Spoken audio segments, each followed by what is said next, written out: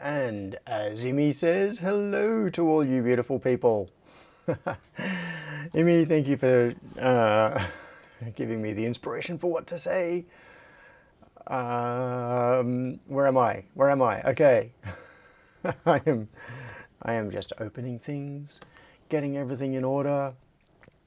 But first, before I get into hellos, I acknowledge the traditional owners of this land, the Whadjuk Noongar peoples. I pay my respects to their elders, past and present, and to Aboriginal elders and peoples from other communities who may be taking part in this live stream today. So good morning to, okay, who have we got? Matt W, Spro Kelly, Stephen George. I was just clicking away and I made Stephen's name disappear before I remembered it. And Imi, of course, I just mentioned. SK Photo Guy, who just ate. Henrik!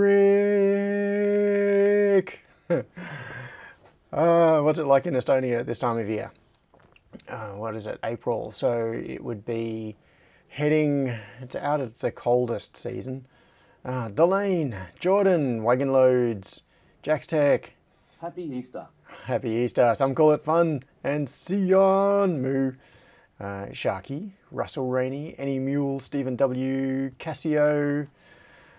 All right. I think I've clicked everybody's name in the list, but it will probably update. Got to get some super house while we ingest the chocolate. Right. Hang on, I've got to turn the volume up a little on the TTS because Henrik's message came through, but it wasn't that loud. Stephen W says, clicking a YouTube video is sufficiently low effort for weekend work. Yeah, it is sufficiently low effort. So, SK Photo Guy says, I'm at an Easter supper, but we ate 2 hours ago. Easter supper. So, wherever you are in the world, that means it's probably Saturday night, is my guess. Someone mentioned Spanish back here. I'm just scrolling back. Said, last night had sort of a big thunderstorm, window glasses were shaking. Ooh, very dramatic.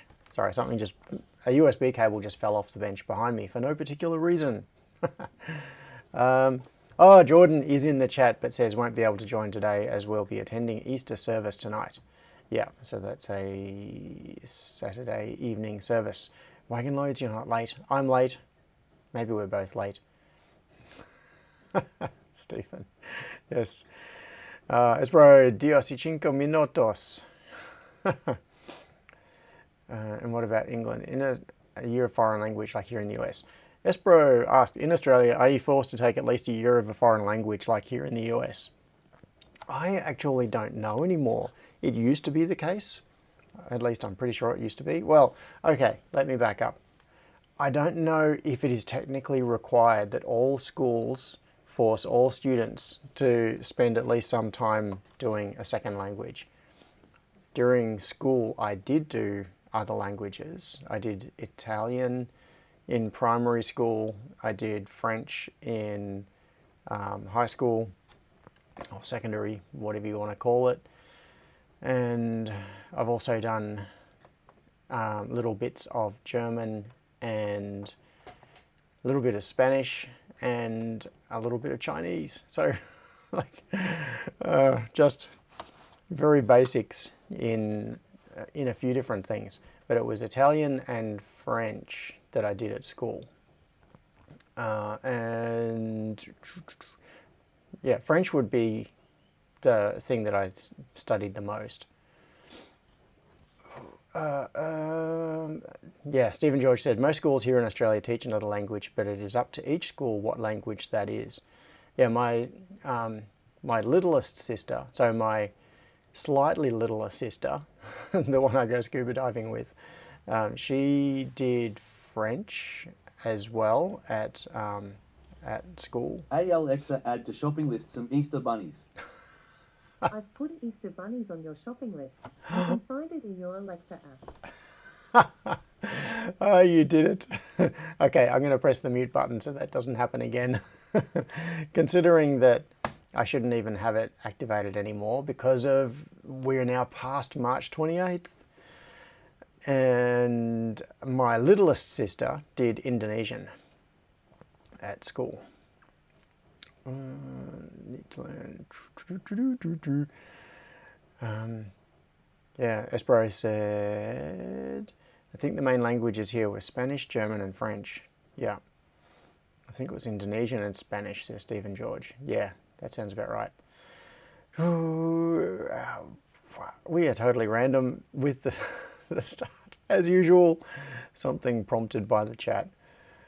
Crispian. Oh, Imi said Crispian is having computer issues this morning, but we are both here and we'll be watching from my account whilst we solve the PC issue. Well, that means you're using half the bandwidth, so that's good, isn't it? Where am I? I am slowly catching up, moving down the list.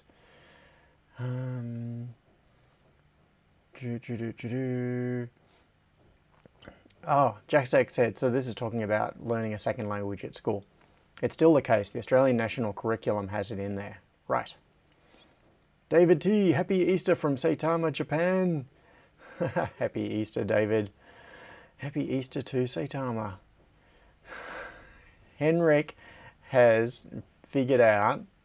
Wagon Load says, I can count to 15 in French. Yeah, counting in French is bizarre.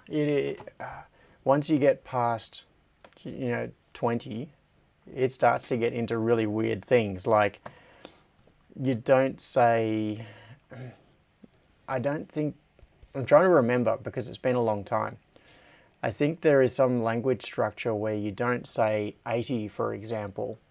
You say 420s.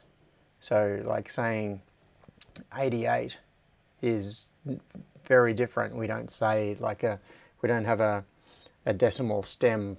They don't have a decimal stem. Counters in Japanese. Yeah. Jack Stack said we did Greek, Chinese and Indonesian in primary school. In high school it was Italian or Chinese. Basically up to the school and their availability of teachers to teach it. Yep. Keith, good morning. Yeah, Jack's text said French is base 20. Yeah. It has some very strange counting structures.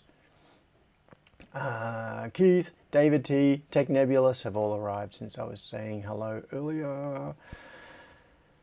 Now, to do a couple of things. I left the topic just generic because I have an idea. I've been thinking about doing something in firmware for the conveyor belt project. Wagon Load says, oh rats, I almost got to base 20. Yeah, so, but before doing that, I have a friend who has a broken, or at least a slightly faulty garage door opener. And he gave it to me yesterday at the gym, and he's going to come and pick it up today. So, then... Henrik Ostrov said, did you wanted to say SMT? Did I want to say something? I don't know, maybe. I might have. I don't remember. It was seconds and seconds ago. So, if you listen to this button, nice and clicky. Now this button, no click, no click. So this button is okay. This button not so much. So it's just a mechanical failure of the switch, I think, because it's like a double button garage door and they just use the first button. And over all of the years, it's worn out. So first thing I'm going to do on the stream today is replace this switch. Let's do that. Let's do that. Slide over here. Is the soldering iron on? Yes, it is. But I probably want to switch to a different tip because it'll have a... Henrik Ostrov said, about the who shall not be named. Yeah, yes, about the who shall not be named. I have hit the... say about the who shall not be named. Right. The things arrived. Remember a couple of weeks ago I was talking about March 28th being the big deadline for live streaming of audio from she who shall not be named, to Amazon's servers so that they could do processing, audio processing, including wake word processing on their back end instead of on the device, which is a huge privacy invasion. And I want to switch to a non or a less invasive system. So I did order a couple of devices. They have arrived.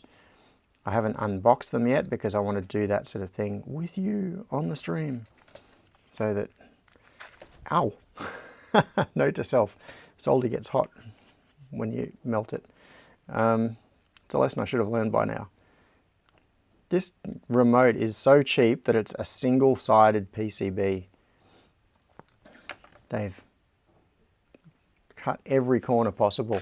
Look at this, on the front of the PCB, it's just unclad fiberglass. So this is the replacement switch. Now these little tact switches, this is the one I just took off, the red one. These little tact switches come with stalks in all sorts of different lengths. I think they start off, I think 4.3 millimeter length is the short one, and then there's another one that's common that's just a size above that. So I think it starts at 4, may even start lower, I can't remember. Anyway, once it gets past the really low ones, it goes in like 1 millimeter increments. You can get this in any length in 1 millimeter increments up to really long ones. And I've got a pack of every single length.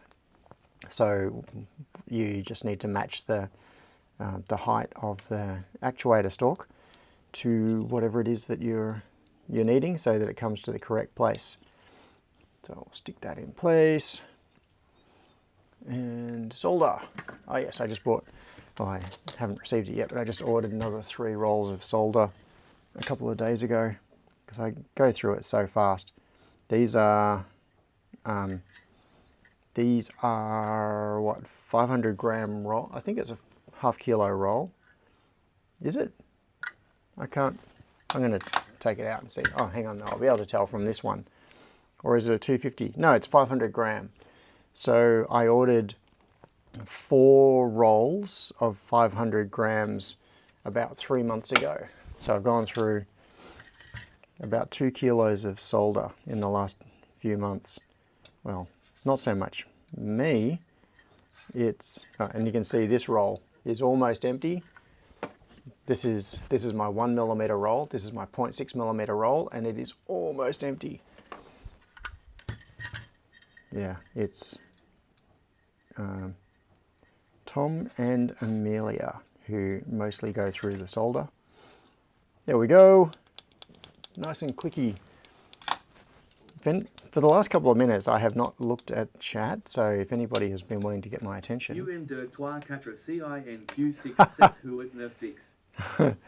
Yeah, the pronunciation is terrible. 1, 2, 3, 4, 5, 6, 7, 8, 9, 10. My pronunciation was almost as bad as the TTS. All right, I've got to get that back in there. And is there oh, the cover must go over that. That's really weird. Are there screws to hold this in place? That just looks wrong. Like, although I haven't seen this assembled. Oh no, that makes sense. So this must just clip over the back, and then there's another cover that goes onto the front. Where's the battery gone? Oh, there it is. It rolled away. Which way does it go? Oh, look at that. David has written he wrote a date or something in there. 12 volt. Which way is positive? Positive to the left. Okay. And let's see if we get the little LED turning on now when I press the button. Hooray! Fixed. Very nice. Yeah, David was going to come over. So Sunday morning is a big day. It's probably the biggest day at the gym in terms of turnout. There are back-to-back classes from early in the morning through to early afternoon. It's just class after class, and there are usually heaps of people there. But today, the gym is closed. And David was going to call in, he was going to go and train this morning and then call in to pick this up after he'd finished at the gym. But when I arrived this morning, I saw the gym was closed, so I don't know. He may turn up during the live stream, which would be fun. Have an impromptu visit. Have a live stream crasher. Now, I need to take a swig of my takeaway coffee. So I'm going to mute.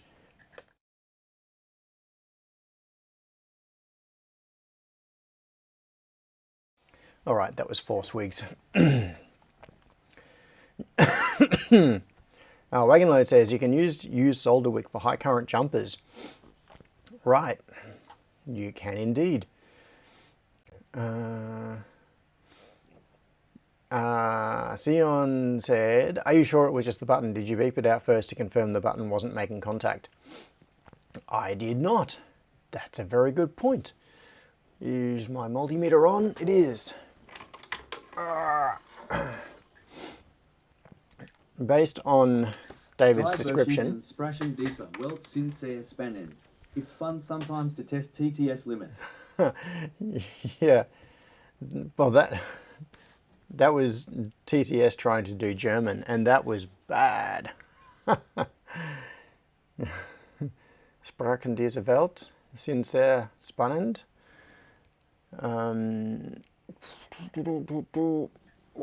What am I doing? Okay, I am doing continuity mode. Unexpected Maker said, too late now. You confirmed it's working now.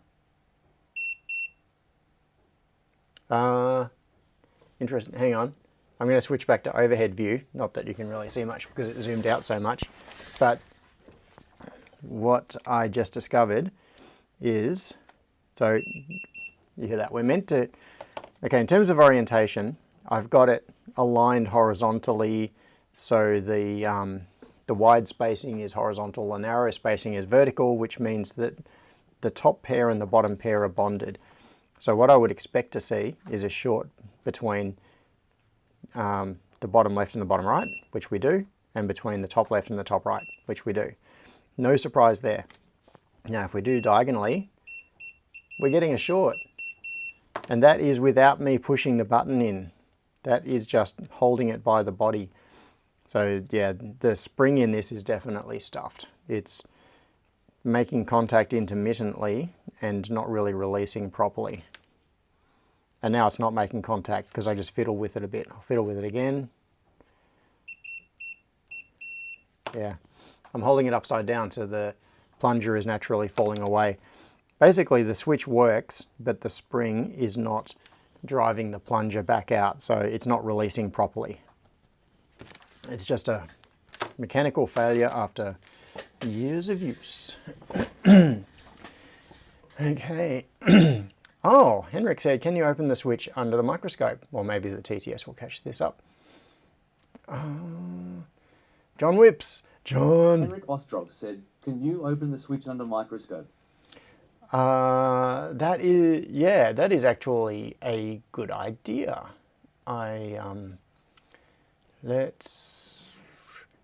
Okay, do we want to open the switch under the microscope, or do we want to have a look at some firmware? Simon says, hit it with a hammer. I've got just the hammer for it too. I've got a nice big mash hammer out in the dirty-ish room. So yeah, I've been trying to think of what to call the new mechanical workshop area, and I'm kind of settling on dirty-ish room because it's actually a really nice carpeted room now. It's really clean, but it is for doing semi-dirty work like mechanical assembly. And I'm Wagon Load says, why the garage door opener to an ESP32 and we can open it from 12,000 miles away? Yeah. So are you saying it's hammer time? Maybe I am, David. Maybe I Yeah, so I've got a cleanish room and a dirty-ish room. And it's because neither of them are an extreme. The cleanish room should be clean, but it's not clean to the specific standards of a clean room. The mechanical area is dirty work, but yeah, not so cleanish room. But I want it to be clean. I want it to be a clean mechanical area, even though I'll be, drilling stuff and cutting things. I will be also very, very shortly afterwards vacuuming and trying to keep it as a clean workshop. So it's a dirty-ish room and a cleanish room. Stephen. John likes to take his guests into his dirty-ish room to entertain them. Yeah, maybe that's why there are ring bolts attached to the wall. Henrik says, I never looked in a switch with a red shaft. Yeah, it won't be any different to a black one or any of the other colours. Black and red are really the only colours that you see. Black is the standard one. Yeah, what am I doing? That's right. Right now I am looking in the menus for PCB conveyor firmware, and I'm also going to bring up OpenKO firmware, but I think I'll do this after OpenKO, there it is, but I will do this after disassembling the switch. Let's disassemble the switch. Jackstack says, what does that make this room? The one that I'm in right now? I don't know, could be the music room.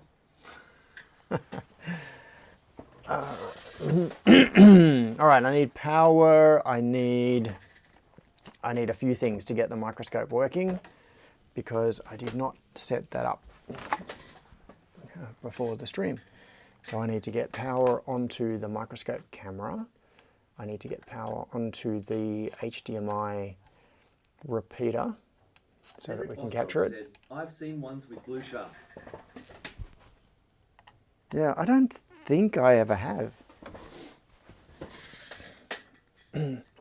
Tact switches are often intended... Where's that cable? There it is. Tact switches are often intended to be inside something. So they have... Where are we going? I'm going to switch to microscope, which is going to be way out of focus, but we can fix that. Also way too zoomed in, we can fix that. Zoom it out, fix some focus. Yeah, all right. What can we see? So the way to open these things, I think, is it's got these little nibs on it. So there's this metal, whoops, I've got to keep looking at the monitor to see if I'm in the right place. So it's got this metal plate over the top that retains the shaft, and these 4 little black dots are plastic, which are shafts or pins that come up from the body, and then they are thermally, basically they're heated and squished so that they act like a plastic rivet and they retain the top plate. So if I chop those off, we should be able to remove the top plate. There's 1, 2, 3, last one. We'll see if it goes sprawling. I don't think it will, because the spring is pretty stuffed. All right, so we've got the tops cut off those 4 little plastic rivets. And I'll get this, I need a pair, oh, it just fell apart. It fell apart on camera, luckily. Try to get some focus and look myself so I can see what's going on. Yeah, there's the little disc, which is the spring. And it's also the contact. So that's the bottom of the shaft. Not particularly interesting. It just goes down through the metal plate. All right. So I'll move that out of the way. And underneath, it's like a buckling mechanism. So there is this disc, which is normally domed up, and when you press it, it clicks in and makes electrical contact, and then when you release it, it springs back into its original position. But this is not springing, and you can see that it is flat. It no longer has the buckle shape in it. And it just came, because of the pressure I just put on then, it just sprang back into its proper shape. So it's now slightly convex from this side, which is the top. So the idea is you're meant to be able to push it. And in fact, you can see the light there. That shows it really well. If I push in, it buckles in and then it springs back. And that is what makes contact. So it's doing double duty. The spring is both, yeah, it's a really clever minimalist design, because this little disc of metal is providing the mechanical spring, and it is also the electrical contact, because when it pops in, it makes contact between the sides and the center. So these sides should be both connected to, well, one will be connected to one pin, one to another there, and joined. Said, wow, the contact side looks so scratched. Oh, the contact side, yeah, it's not actually scratched. It's probably slightly hard to see on camera, but that is thermal discoloration from the process that they use to make these. So to actually make it, so it starts off as a flat sheet of metal, and then to make it into this little domed shape, the way they do it, it's like, it's kind of like welding. There's a little dimple in the middle, and it gets stamped, and there's a, and it gets heated, I think, so that it's like, yeah, I'm not going to be able to describe it very well. But basically, like when you're welding, if you weld two pieces of metal at 90 degrees and you weld on the inside of the joint, the weld will shrink and it becomes tight, so it'll pull the two pieces less than 90 degrees. And it's the same sort of principle. So by applying heat in the right way, they can make the plate sort of buckle. So it starts off as flat, and then it sort of buckles into a dome shape because of the heat, like a little spot welder sort of thing. So it would get a little thermal blast to give it that shape. And it's not really showing up that well on camera in terms of the color, but this color, this sort of shape that you see here, looking at that with a natural eye, it's kind of rainbowish a bit. It's like bluing. It's thermal bluing. Yeah. Okay. And now, I believe it is more coffee time. Oh yeah, Jack's text says it gets tempered to change how stiff various parts of the sheet are. Yes, that's right. Inverted doom. No worries, Henrik. It is fun to look into these little things. Oh yeah, Wagon Load says that is why tape measures are curved, so they are stiff. Yes, tape measures have a convex shape. No, if you're looking at them from the top, they're a concave shape. And they're very strong when they're horizontal in that orientation. And if you turn them over, then they just go sprawling and collapse. And if you try to open a tape measure upside down, it'll just immediately flop. I actually have one right here. It didn't even occur to me because I've been doing construction. I've got all the tools. So yes, that is why there is the concave shape on the top of a tape measure. And it means that you can put it out to a lot. Where are we at? 2.4 meters there, and it's still self-supporting. It'll collapse soon. 2.6 meters, 2.9 meters, 3 meters. Oh, it feels like it's about to go sprawling. And then when the weight gets too much, it does that. But if I turn it up the other way, that's only 50 centimeters and it's bending already. It's not self-supporting in that direction. Yeah, did you know, okay, trivia time, that some satellite communications antennas are shaped like this for this exact reason? And it means that they can be self-supporting. I used a code written also concave so it won't ever crash. My code crashes all the time, so it must be like this.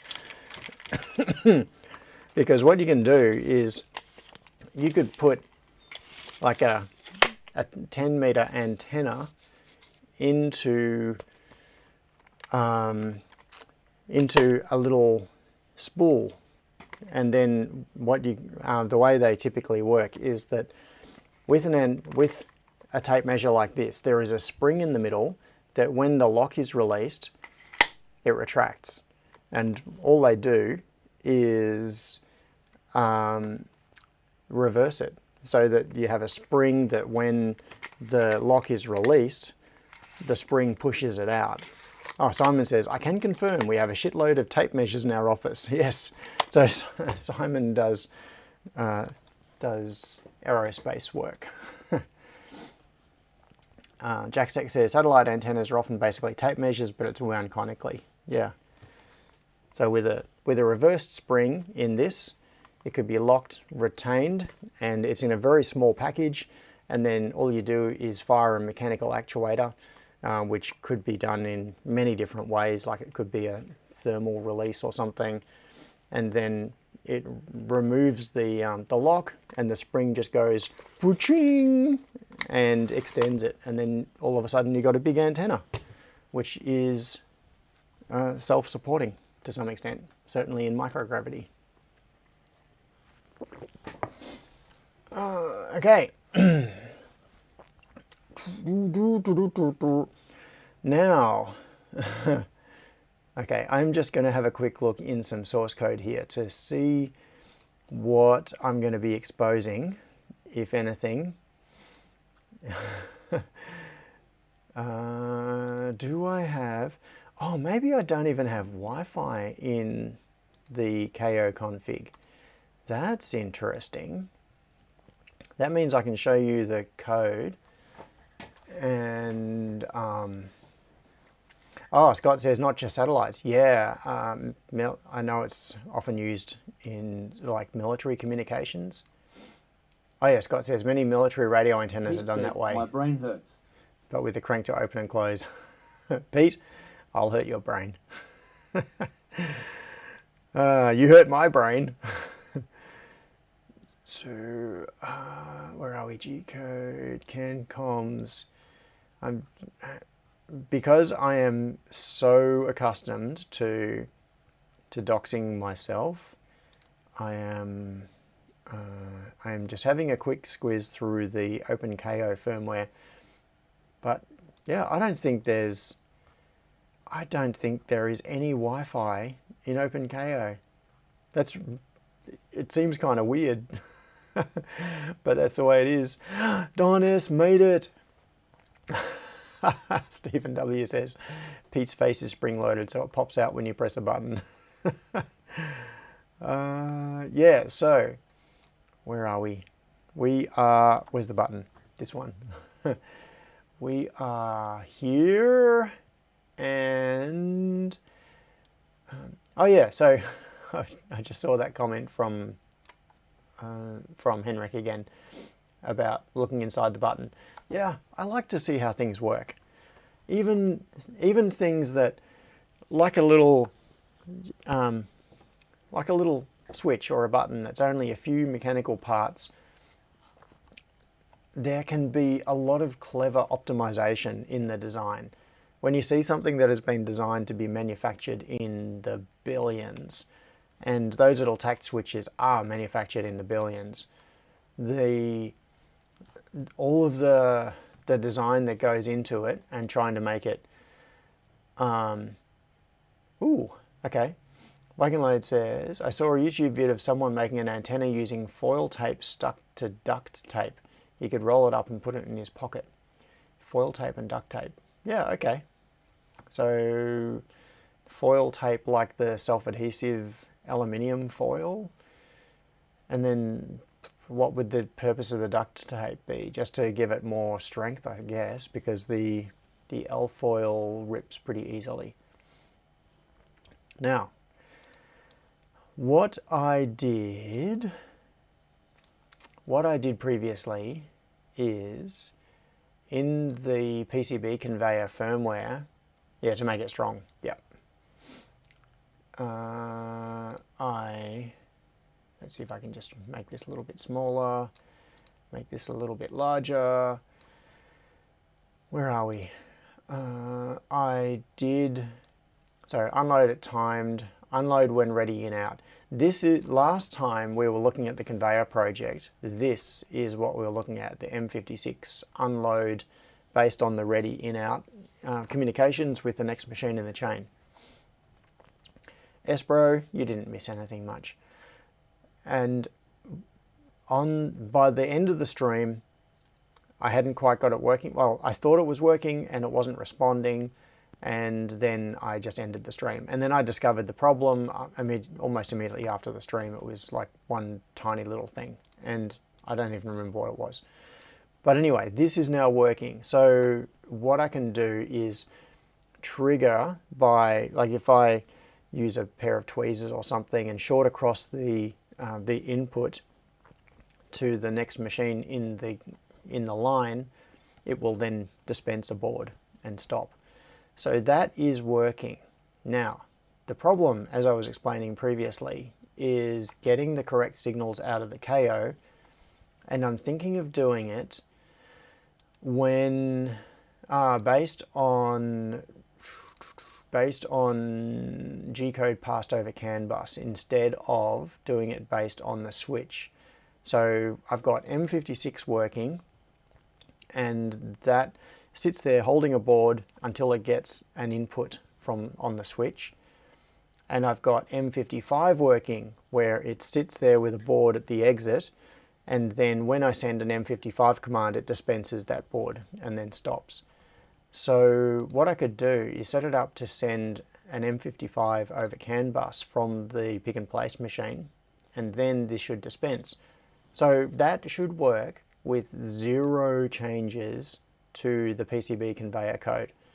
What it means is that I need to make changes in OpenKO, and it should be a really, really easy change. So if we look in G-code, no, in config, all right, range for monitors. Yeah, you can. This comment is because I copied and pasted part of this code from water cannon control, and some of the CAN bus message structure here, and yeah, so 80 to 9F, and a monitor in in the water dispensation world, a monitor is the part of a water cannon that actually sprays the water. So that's the nozzle where it all comes out. So this is what most people would call the water cannon is the monitor. So that's why that terminology is there. Range for PNP,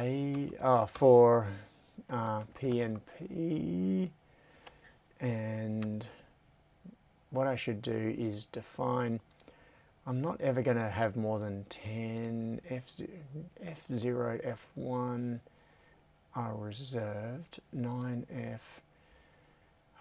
What did I do? What I could do is just do 10 and then 9 to F. Monitor only applies for robotically controlled cannons. Oh, does it? Okay. Yes, JacksTech clarified the terminology. Monitor only applies for robotically controlled cannons. Yeah, so I guess if you are holding it in your hands, then it is what would you call it? Just a nozzle?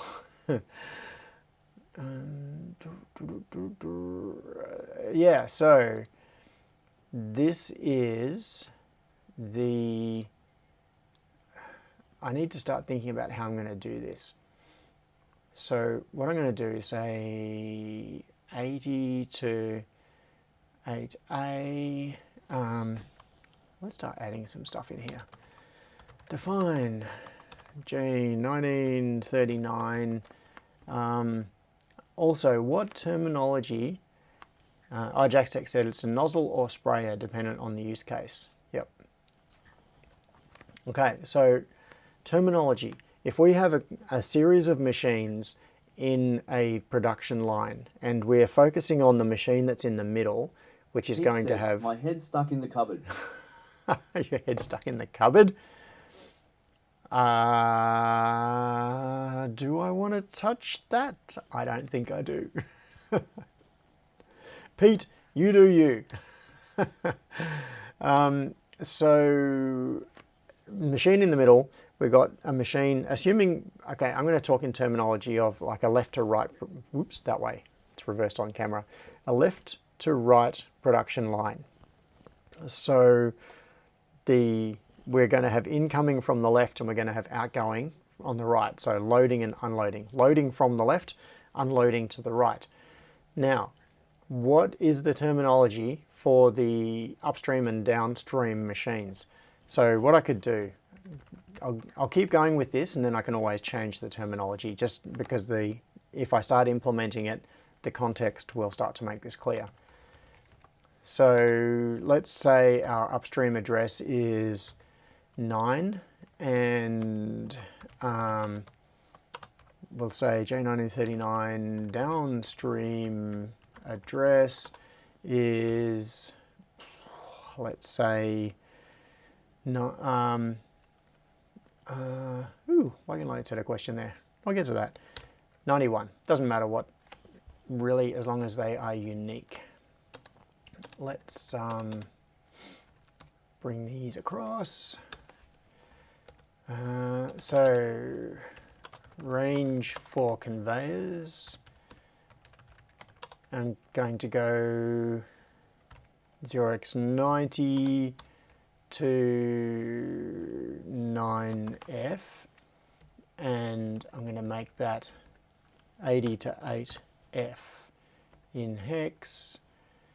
So let's what I've got in mind is on the machine, on the production line, I'm going to assign CAN addresses to each of the machines on the line.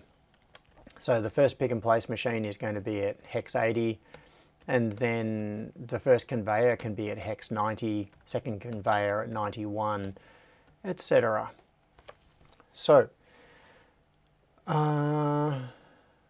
wagon loads. Ooh, has a very interesting question that I don't know the answer to, but this is an interesting question, which is, I have a question. On lab equipment with HPIB interface cards, is the command interpreter on the interface card? If I replace it with a CAN bus card, can I give it better commands? That is a very interesting question. I have a feeling that that is going to be device specific. So for those of you who don't know, HPIB is, which has now been renamed, and because I think originally it came out of HP, which is why the HPIB name is there. It's a way of connecting lab equipment together so that you can have things like programmable power supplies or get data out of bench multimeters and that sort of thing, so that by linking devices together with HPIB, you can build automated test systems like a test jig on a workbench with a whole lot of devices connected together. Yeah, GPIB is the generic version. Yeah. What does it stand for? Is it General Purpose Interface Bus or something? I can't remember. Stephen said there was a Curious Mark video last week about HPIB, and in the really old equipment it was just 7400 series logic and shift registers for the decoding. Yeah, that doesn't surprise me.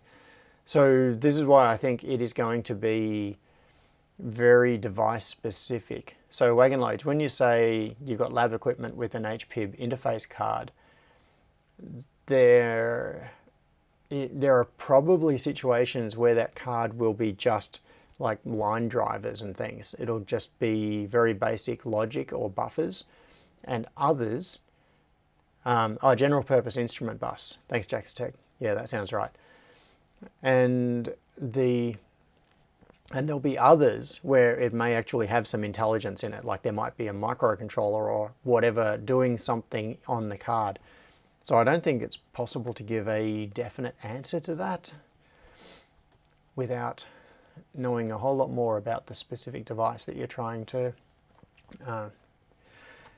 you are trying to modify.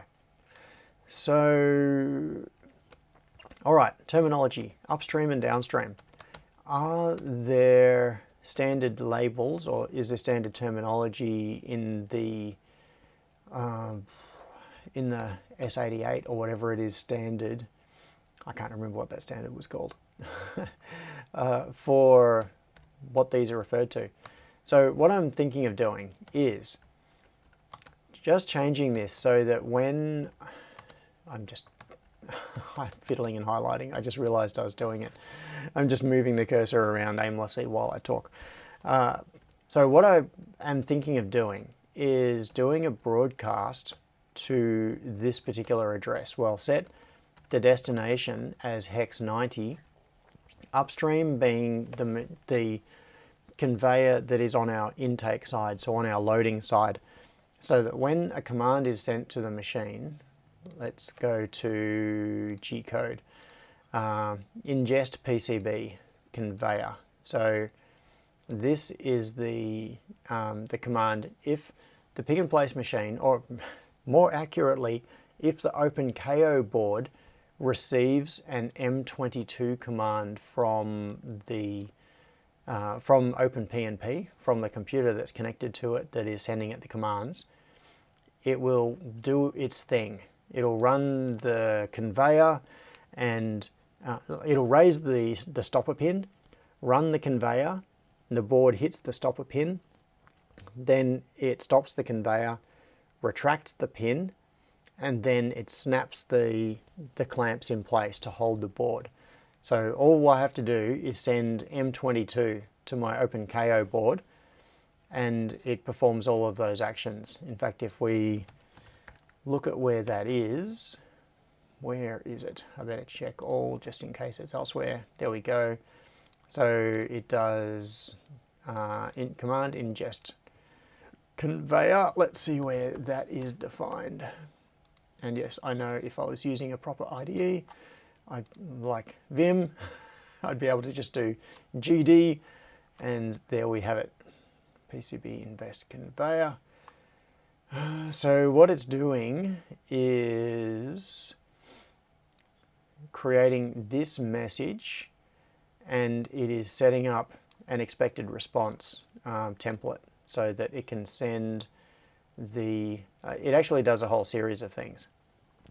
So it sends the conveyor clear command and waits until the conveyor is verified as clear. Does, well, the machine will never return okay if it isn't. Conveyor step 1, it sends this and it is expecting that response, then waiting for input PCB, check PCB on conveyor. If we get a response code with that set to 1, it means that we found a PCB on the sensor on the input side of the conveyor. So then it,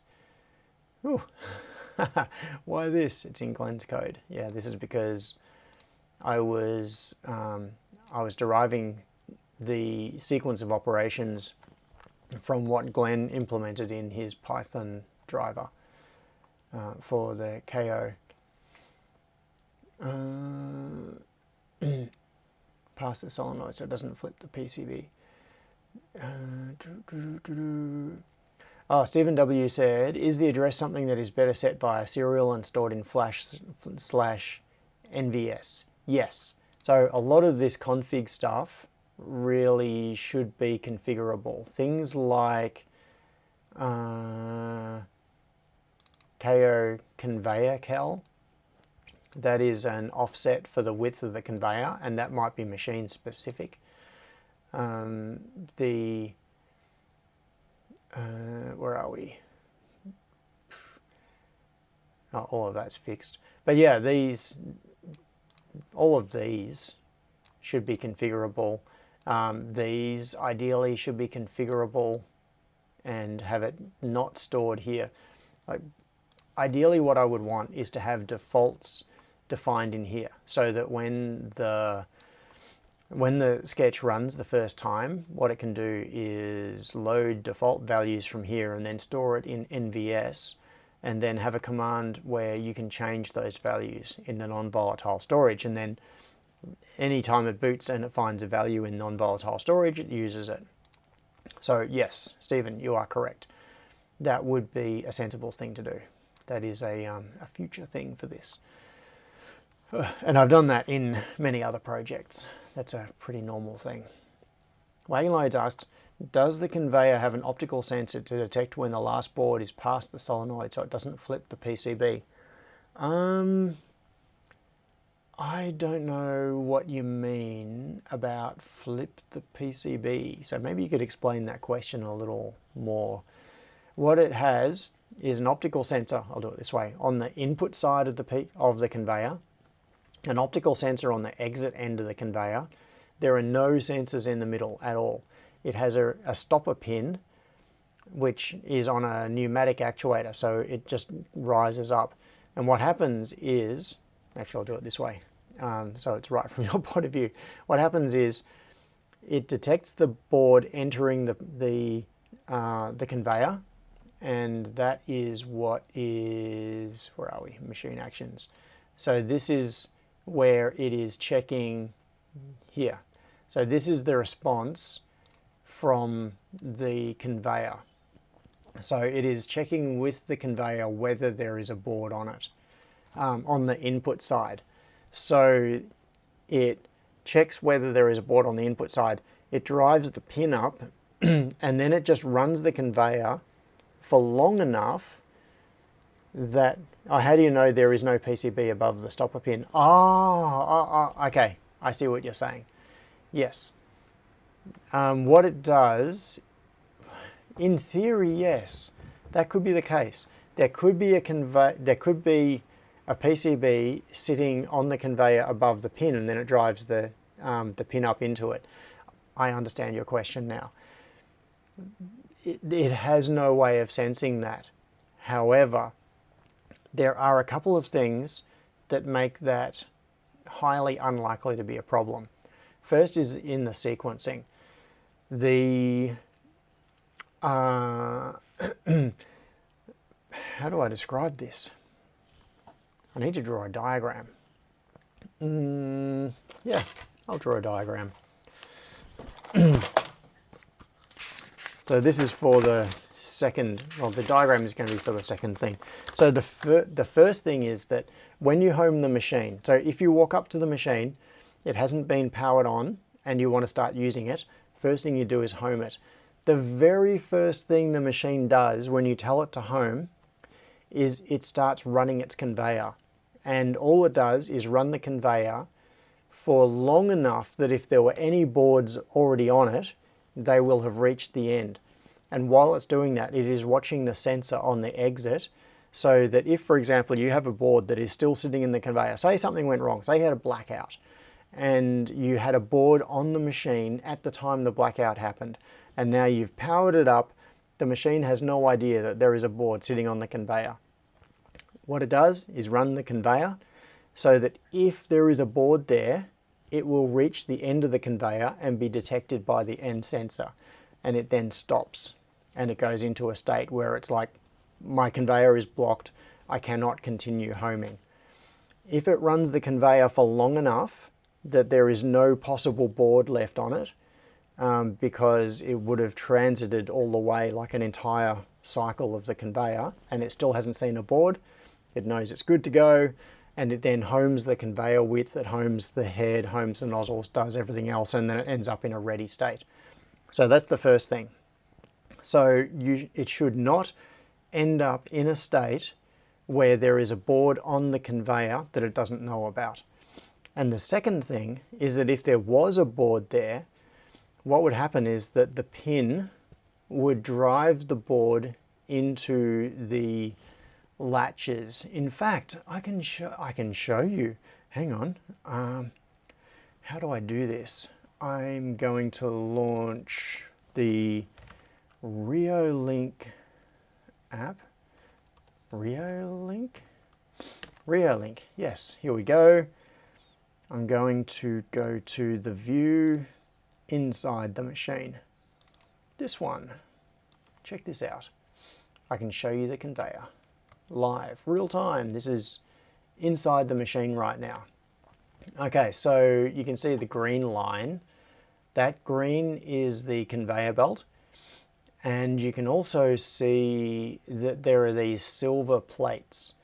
Now those silver plates are above the PCB, and the conveyor sits on the green, which is below the PCB. And then, in fact, just there you can see this area. Can I zoom in anymore? No. This area, you can just see the top of the pin right there, sort of centerish on the screen and down a little bit where my cursor is wiggling around. That black thing is the top of the stopper pin that comes up. What you can see there is a pneumatic actuator that raises the clamp. So if there was a PCB that was sitting in this area where the pin is, at the time the pin fires, it wouldn't shoot off because it would be clamped by these upper silver plates. These metal plates sit above the PCB, and it gets clamped between them. So the clamp rises from below, jams the PCB up against those plates. So all it would do is the pin would effectively do the same thing as clamping the PCB. The only time that would be a problem, yeah, is if it was just catching the edge.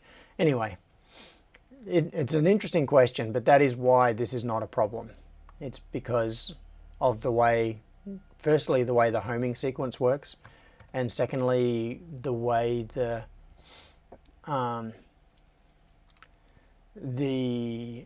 mechanical structure of that works. So worst case would be that the pin would fire and the PCB would would rise and be caught against the those little stopper plates. Oh, excuse me. Okay, so where are we? Check PCB conveyor, get that present, wait 3 seconds, ingest PCB conveyor, engage stopper pin, then conveyor run. So at this point it starts running the conveyor, and when conveyor gets run for a second time it slows down, so it slows towards the end, and conveyor clear. Where are we? Just conveyor stop, so it stops it there and clips it. Okay, so it takes it to the end, stops it, clips it. Scott says, only time there can be a board in that position is at startup. That's correct. Yes. All right, so, so what I was thinking of doing was, now, I am probably going to have to change, now that I'm looking through this, I think I'm going to have to change the logic slightly, or maybe have an argument for whether we want to wait for a PCB to be valid, or to be on the input side. So what this will do is, it will only continue, like it'll only get a good response from the machine, because we're checking for a response code here, if there is a PCB on the conveyor. But, and that is because at the moment I am manually putting the PCB on the entry point of the conveyor. So it's checking that there is one there already, and if there isn't, then it doesn't try to load anything. So I'm probably going to have to change that. I'm probably going to have to make it so that it doesn't do this check, or it does it in a different way. Like at a certain point prior to this, I might need to get it to run the conveyor. Yeah, I'll have to slightly restructure this. But anyway, my point is, what I will do is do a broadcast on CAN bus to the upstream device saying, send me a board. Now, what are we going to configure? We need to configure, I'm thinking ahead a little bit here. Diffen. Oh, hang on, I need a little bit more of this.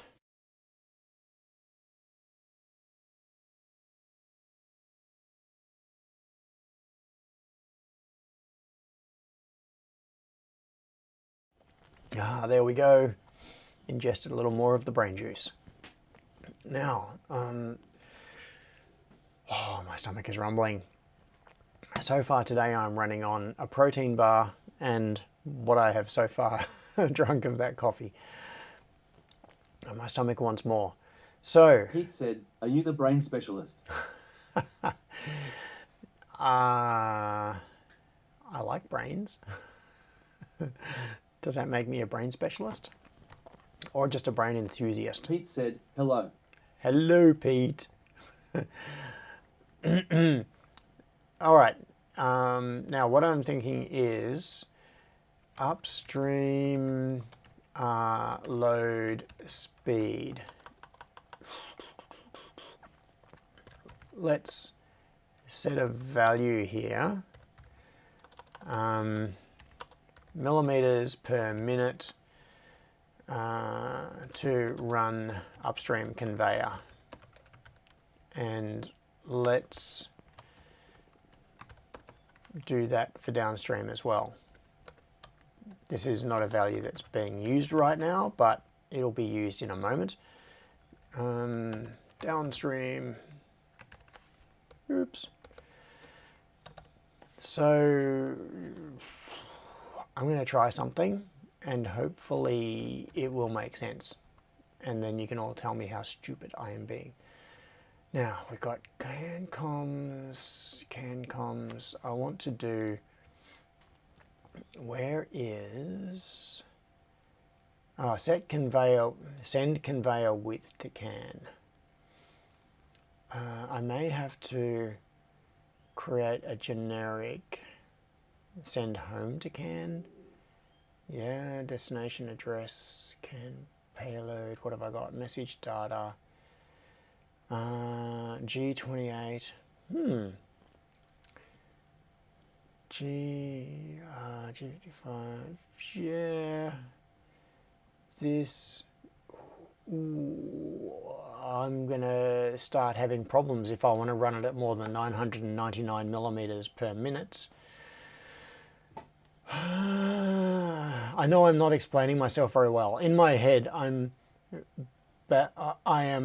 in that mode where I'm building the house of cards, the mental house of cards. I am forward thinking to things like how the G code is going to be passed over the CAN, how it will fit within the CAN payload, and what parameters I'm going to need to send and when. So send home to CAN. All right, what I need to do is ideally make a generic thing. So okay, we've got send home to CAN here. What I'm going to do is take this copy paster, classic top-notch programming practice right there. Everybody copy that. Send send load to CAN. So sending load command to upstream conveyor. And then what have we got? Messages can ID, create the basic header. Yeah. Okay, destination address. So the destination address in this case, F0. Where is... Yeah, it's sending it to F0. This is... Oh, okay. I'm looking back. This is kind of like... this is kind of like software archaeology. I'm trying to figure out what I was doing way back whenever I was working on this. So this is a hard-coded destination address, and if we have a look at the PCB conveyor, it probably has F0 configured as its CAN address. Where? Maybe, maybe not. Where is the CAN bus configuration? Because PCB Conveyor 2 has CAN bus. It has it. Have I hard-coded it in here as well, like an idiot? CAN packet ID not being used yet. Read CAN messages. It is being used. Why am I saying that? 0 hex, blah, source address. Pete said, "You're being very stupid." Thanks, Pete. I appreciate the vote of confidence. Temporary filter to remove that. So if it's not hex 80. All right, so I've got some hard-coded values here in the PCB conveyor, like magic numbers that really shouldn't be there. The 80. All right, I am going to yeah, 80. What am I doing here? Whoops, I blocked the chat. No, can't block the chat. The chat can't be blocked. Okay, so we've got a destination address of there, send home to CAN. We're sending to F0. We've got our source address. Where is our source address being set? That must be in config. J1949 source address, yes, is hex 80. Okay, it's starting to come together now. And then we've got a hard-coded value on the conveyor of 80, which it really shouldn't be. So config, I'm looking at totally the wrong thing here. I didn't even have the right, there it is, wrong window. See, I can dox myself anytime. John Mayer, you start sending the philosopher's drinking song through TTS. Source hex 80. Yeah, okay. So if it's not that, then we filter it out. To remove read CAN messages. All right, PCB conveyor 2. Where is our source address, our own address set? Because that really should be configurable in here, and it's not. So let's rationalize these a little bit.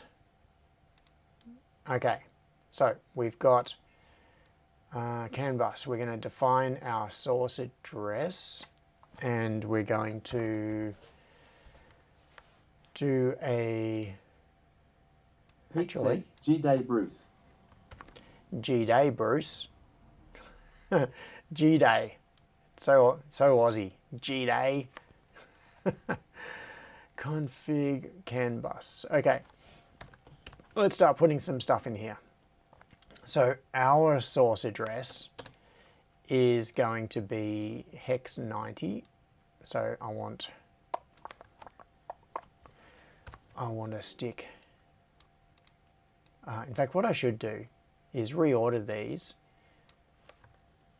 and do that, and I should reorder it also in here. So we've got, I mean, I know this is a bit of a stupid thing, and maybe this is a dumb idea, but I'm thinking of it in terms of the order on the line. Upstream comes first, and then there is us, and then there is downstream. So so each device needs to have its own address, and then the upstream address and the downstream address. So if we, very stupid, dumb do it, yes. So if we do upstream address is, there is no upstream address in this particular case. So how do we signify an upstream address? Let's make it F0, which is one of those reserved ones. F0, and get rid of that because I want to use consistent terminology between these two bits of firmware. Range for conveyors, range for PNP, we'll stick that there and stick that there because we are a conveyor, and I'll stick that comment there. Alright, so this is on the conveyor. As it's currently configured, this is going to be the intake side conveyor on the machine. There is no intake side device to the left of this, so I'm going to make that F0. Crispian! Finally back up and running. Pete has a public service announcement. Here it comes. Come on. Where is this public service announcement? Pete said, your face is a conveyor. Thank you, Pete. Paul. Paul is here as well. Hello, Paul. You got here just in time for Pete's public service announcement. All right, so our source address for the conveyor is going to be 90. And then our downstream address is going to be 80. Okay. Because this is the conveyor. There is no device to its left, so there's no upstream device. We've got it set to F0 as a forbidden address. Jackstack PSA is Pete's service announcement. Conveys food to gullet. Pete. That's not fair. And then our address is hex 90 because we are the first conveyor. The next, the downstream address is the first pick and place machine, so that's hex 80. And conversely, if we look at the configuration on the, so I'll move this up to make it approximately aligned and move this. Can I move this down? No, I can't. All right. So conversely, the upstream address on the pick and place machine is us. And then there is our own address, and then there is a downstream address, which is the next conveyor that doesn't exist yet. Okay, so now we have defined our own source address, upstream address, and downstream address. So back to OpenKO. So OpenKO has magic numbers where it really should be using these configuration values. For example, it is broadcasting, where was it? In CanComs. See here, it's broadcasting to F0 being the conveyor. So I am going to replace the destination address, in this case, with upstream address. So when this does a home command, it is also going to send the home command to the upstream address. Is that right? Yep, sending a G28 to upstream. And in fact, what we should do is do, okay, so we've got extended CAN ID, we're doing that, inserting the destination address into the header, insert the source address into the header. I'm thinking of doing this as a, I could do this as a broadcast, or I could have a specific address reserved as a broadcast address. Or I could send a message to the upstream conveyor and send a message to the downstream conveyor independently. For now, I am going to do this and make it specific that I'm only sending the commands to the upstream conveyor, and it could send a different message to the downstream conveyor, or it could send a broadcast. And I could modify this so it sends one message and then the other. All right, extended CAN ID is that. CAN address, extended CAN ID, so it's ORing with the destination bit shifted, and ORing with that. Insert the source address. Yeah, okay. Where is source address defined? Have I got this defined outside of the, oh, set statically, okay. Okay, so I've got source address set from there. That's slightly different. I wonder why I'm doing it that way instead of just referencing the define. I don't know why I was doing it that way. Seems a little odd. It's an extra level of indirection that doesn't need to be there. CAN comms, back to here, back to here. I know I'm jumping all over the place and not really making a whole lot of sense. So you're getting to witness what really goes on in my head when I'm working on these things. Jumping around all over the place. I am not yet caffeinated enough. It has not yet quieted the noise in my brain. So I am sending a load command to upstream conveyor, send load. So what I need to do is in there substitute the upstream address. Okay, let's look at the load command now. So hopefully I haven't broken the home command. Sending load command, extended CAN ID, upstream address, destination address, and is derived from that. Extended CAN ID, yep, that's fine. Sending the payload. All right, so this is where we want to send a load command, and this is where I can no longer start messing around with what these commands are, because once I start configuring these in here, I want to unload, move, I want to be an M55. Okay, so what we want to do here is send an M55 command with an S value of the characters that constitute, all right, for now what I'm going to do is hard code this to, oh, why did I delete the 0? I'm basically sending characters here. What I want to do is take the characters out of that and stick it into here. But for now, just to see if I can get this packet to work and the basic logic to work, I'm setting it there. To do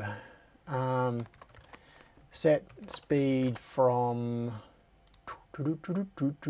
upstream load speed. Badoink.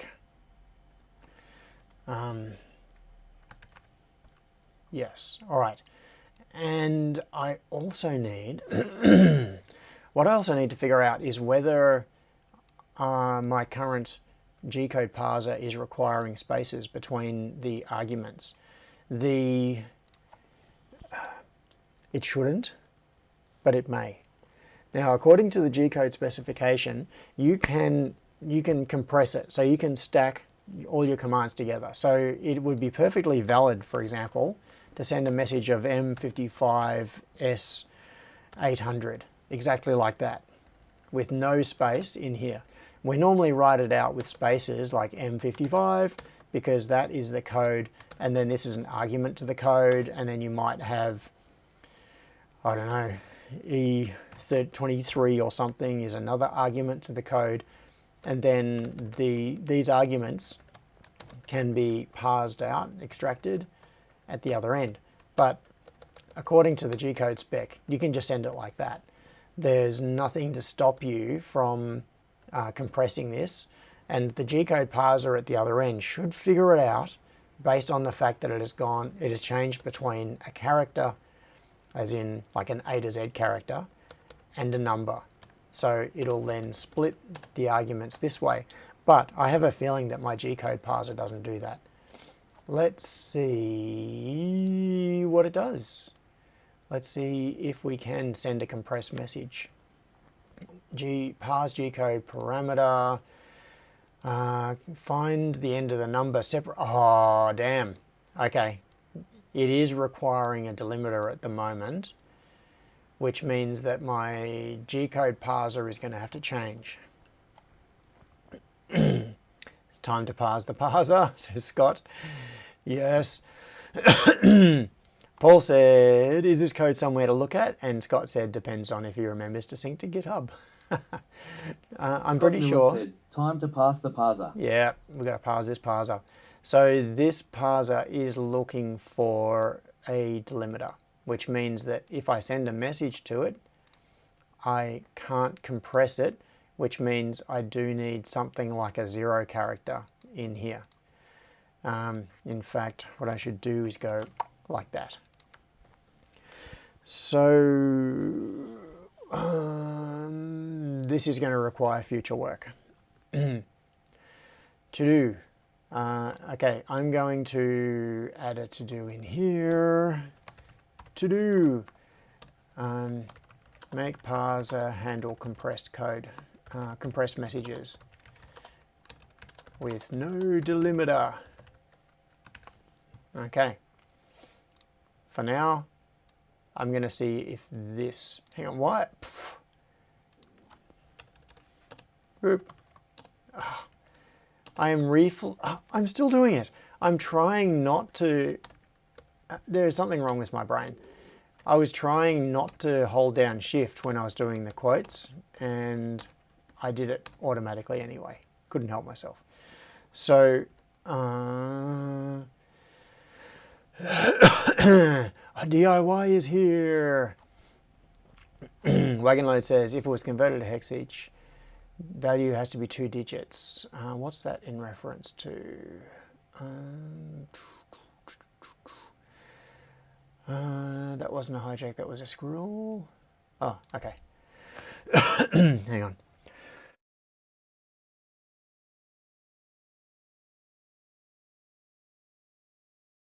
Oh, I really had to cough to clear my throat. There is a car out the front. I just heard it pull up, which may be David here to pick up the remote control. I can't tell. I can see there's a car, but it's obscured by tree leaves. So he may be coming in the door sometime soon, or it might be a random person just parked right out the front. Oh yes, it is David. It is. Hang on. Switching back to this view. Hang on. Hello. So you're in Yeah, the live stream is on, but that's cool. You're in your gi. There's nobody down there though, is there? yeah. It is? Oh, okay. No, I just finished my first part. Oh, okay. Thank you. You working now? Yep, all done. Beautiful. Awesome. Oh, how much? No. Send me a bill.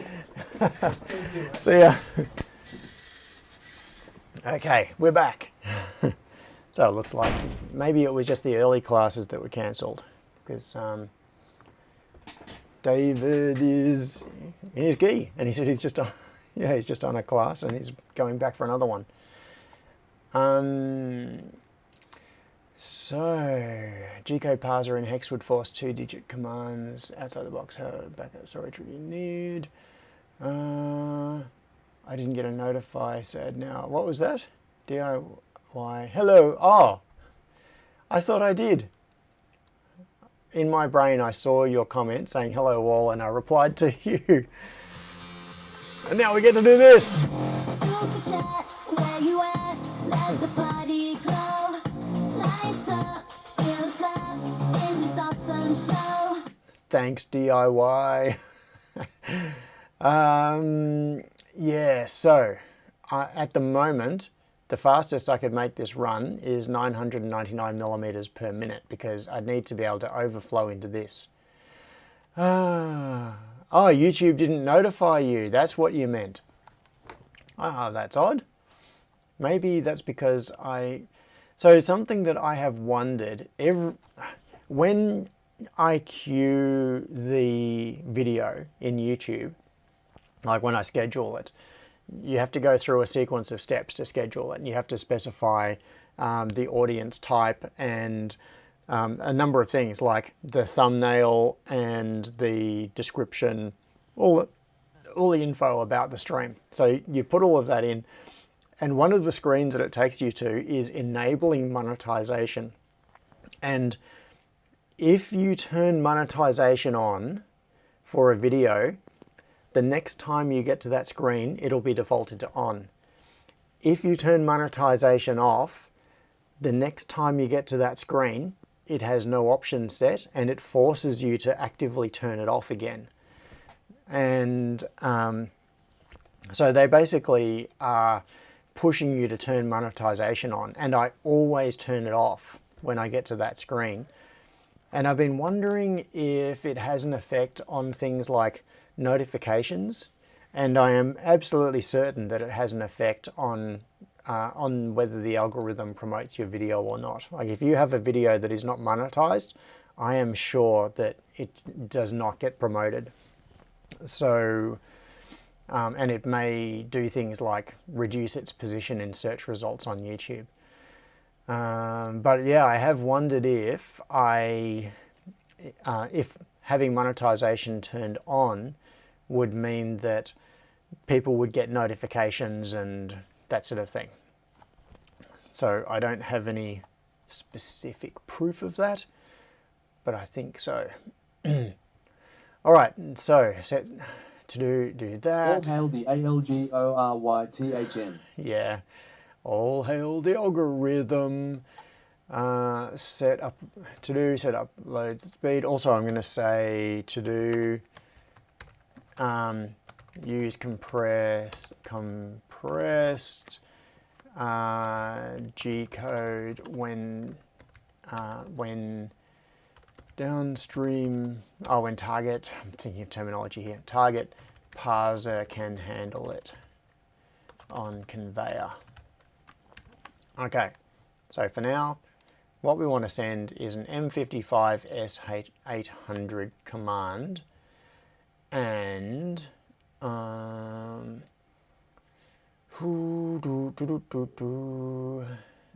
then message identifier, blah blah blah blah blah blah blah. So in theory, if we call this function send load to can, send load, that's not a very good function name. It should be maybe send load to conveyor. Nah, it'll do, I think. I'm just going to add a bit of a description on here. So I'll say send message to upstream conveyor to send us a board to load. Okay, that'll do. DIY says, hey, wish me luck. Oh, luck. Have all the luck. Monday my time, I'm going to help set up an LTE network locally to me at a local school. Hope it all works out. That's interesting. Cool. Setting up an LTE network. Do you have like a microcell device or something? I want to know more about that. Like, please share with the chat, share with the class. What does it take to set up an LTE network? It's something I've been curious about. And I don't really know very much about. Hang on, got a cough again?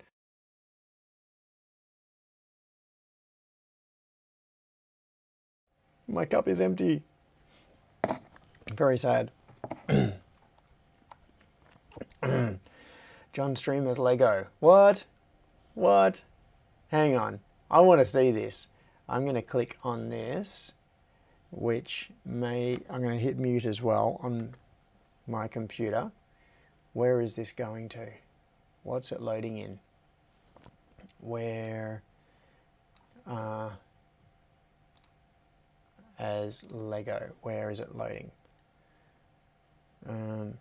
Oh. Oh, that's brilliant. Hang on, I gotta put this up. Oh, look at that. It's my streamer's Lego. How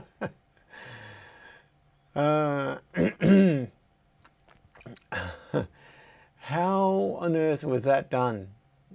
I mean, the serial begin 9600, is that correct? I don't know what speed it's set to talk. And why is this? That's weird.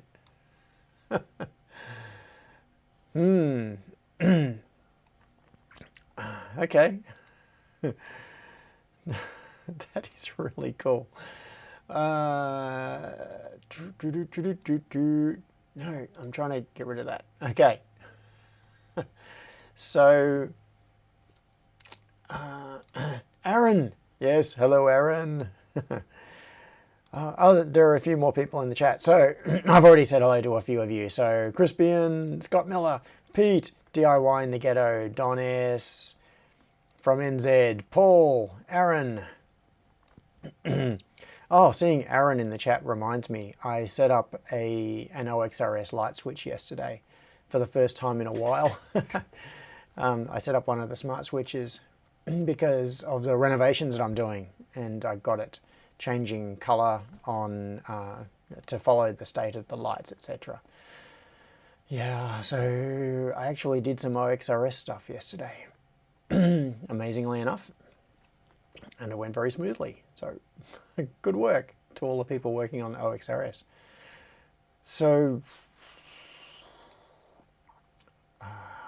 I have lost the plot. Send load to CAN. So we're sending a message to the upstream conveyor. Is there anything else I need to do here? I'm setting the upstream address on the message. I'm setting the G code as an M55 command, which matches M55, which is unload immediately. So we're telling the upstream conveyor to unload a board immediately. We're setting the speed to 800 millimeters a minute. Just hard-coded at the moment, not parsed out of the upstream load speed. We're creating the packet.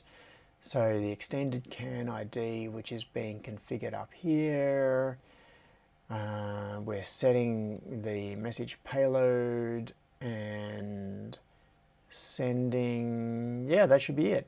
Okay, so if we call send load to CAN, that should be enough to tell the upstream conveyor to immediately start sending a board. So the question then is, at what point do we do that? So we've got decode position message, basic movement. No, I want to find the conveyor thing again. Where is the thing? Stop conveyor, run conveyor. What I might, command stop pin engage conveyor. These are all the low level actions, not the high level actions. Exit conveyor, ingest. All right, so what I might need to do is change this or make another version of this. So this is ingesting when there is a board already sitting on the conveyor. what we want here is to be able to ingest a board when there is not one on the conveyor yet, but the upstream conveyor has one ready to send to us. So if that's the situation, what we would want to do is, oh yeah, you can see the Python here commented out in the C. So we would want to, here we go, check PCB on conveyor status. 0 that, so we're sending that, we're expecting a result. After we get the 0, 1, PCB present, response, wait 3 seconds. Yeah, it's around this area that this may need to be modified, because Glenn was not using, so yeah, when Glenn was running his machines, he never actually had conveyors connected to anything. He was just manually putting the board on the conveyor and then telling it to load. And I want to go a step beyond that. So his check here is looking for a board that has been manually placed on the on the conveyor. So I think, so there are two approaches I could take to this. One is to have an argument that we give to this. Oh, excuse me.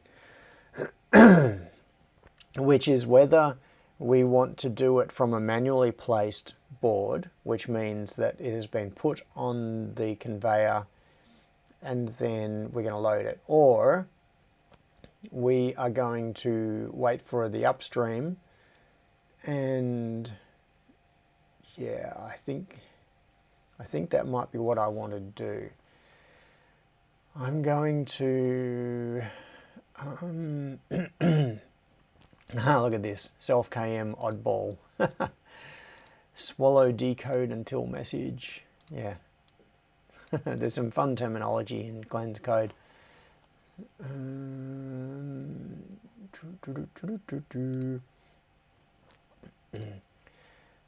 So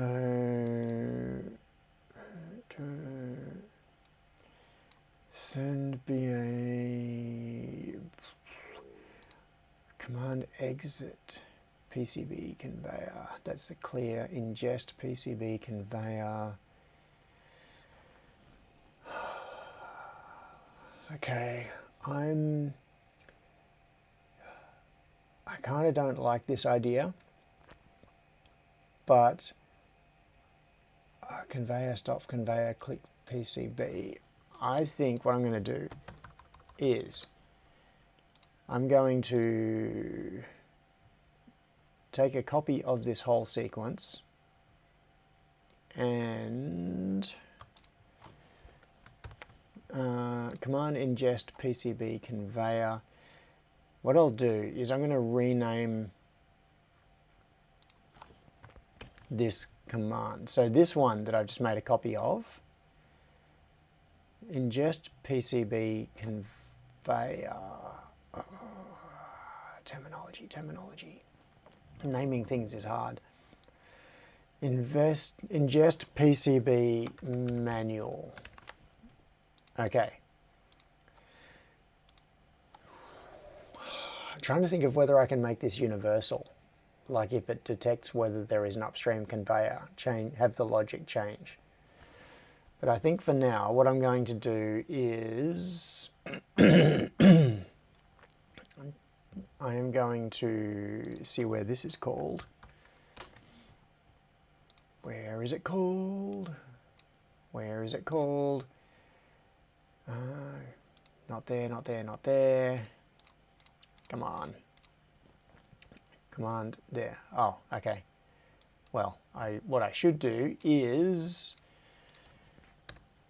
do this anyway. So what's going through my head, just for clarity, is I'm going to change the existing behavior so that the function that was previously called ingest PCB conveyor is now going to be called ingest PCB manual. And that is when a board is manually put in place and then It's just located and clipped. I'm going to redefine ingest PCB conveyor as loading a PCB that has come from an upstream conveyor. Okay, so then ingest PCB conveyor, M code, exit PCB conveyor. Yeah, this is. I'm going to have to make changes in my OpenPNP config as well. Ingest PCB manual. Manual. Whoop. But what I will do, ingest PCB manual.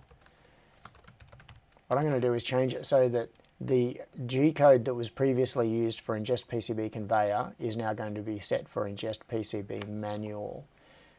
So that upstream commands, well, commands from OpenPNP don't need to change. PCB yum, yeah. Ingest. Yeah, so this is the terminology that I was using previously, ingest instead of load, but I really should call it load.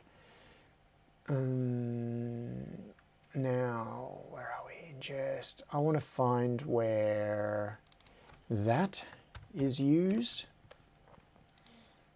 And it is defined there. Okay, so M22, I'm going to change to be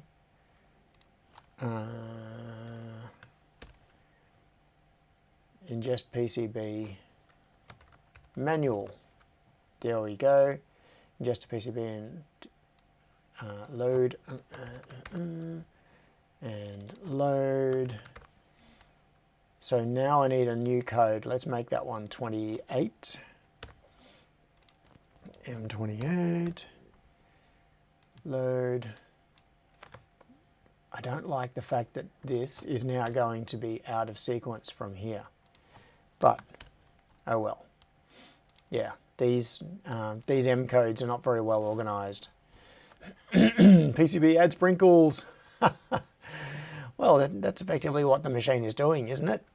We send in a PCB and then at salt bays it goes.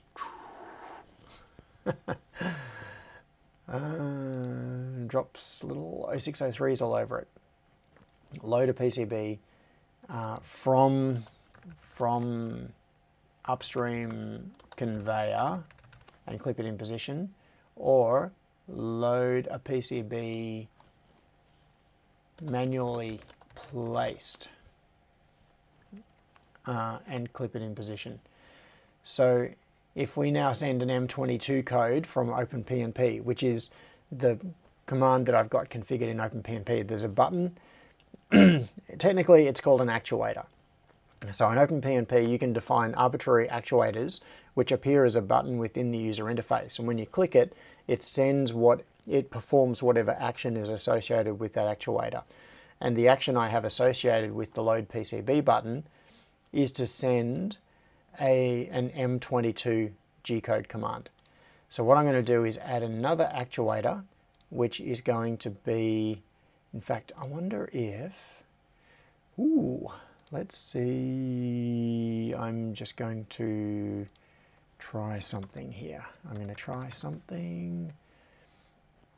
Let's go to connect to server, VNC, which one is it? Is it 139? No, apparently not. Is it 218? No, apparently not. I wonder what the IP is of KO1. Give me a terminal. Where's a terminal? Okay. Let's try this. Oh, come on. Up there. Ping ko1.local. It is on 131. Okay. In a moment you will see what I am doing. Hopefully, if this works. 131. Oh, Okay, I got to go into the clean room and reset the VNC password on that machine. Because what happens is every time this machine gets rebooted, it generates a new random VNC password. And there is a way to stop it doing that, but it is a pain. Where are we? Sharing.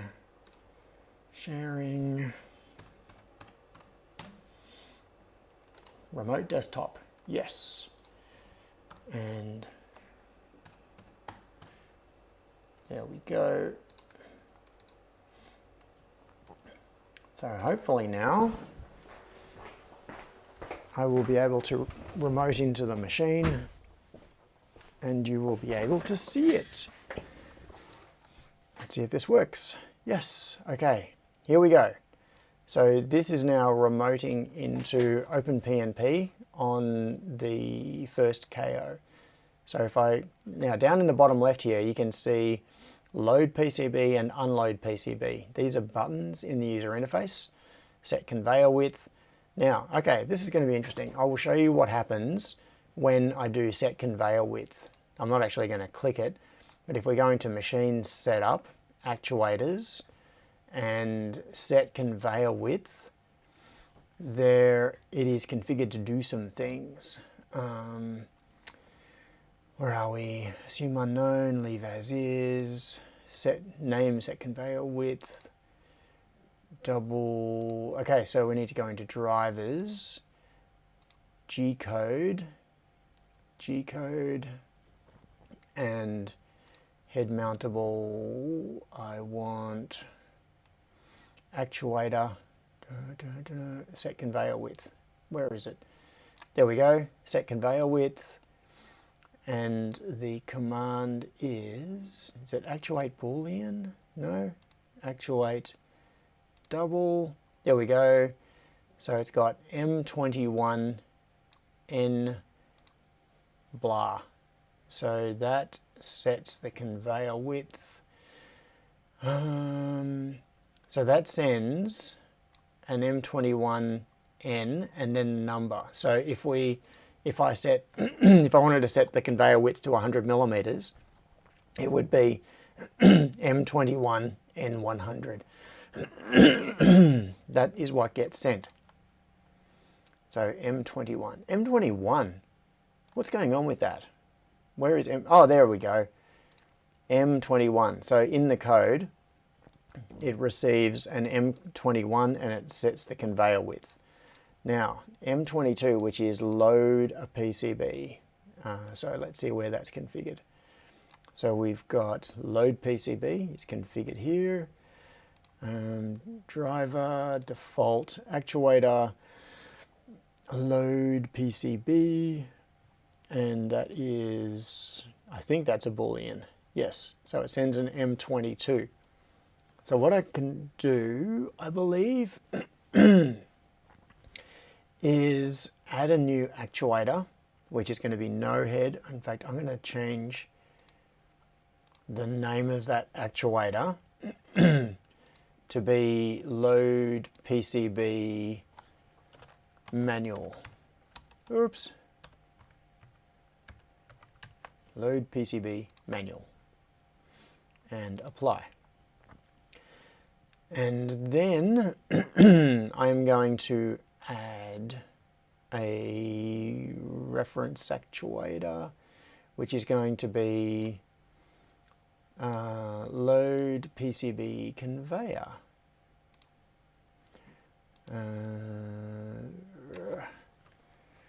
Load PCB load. Why isn't shift working? Load PCB PCB. VNC does weird things with. Come on, you can do it. Conveyor.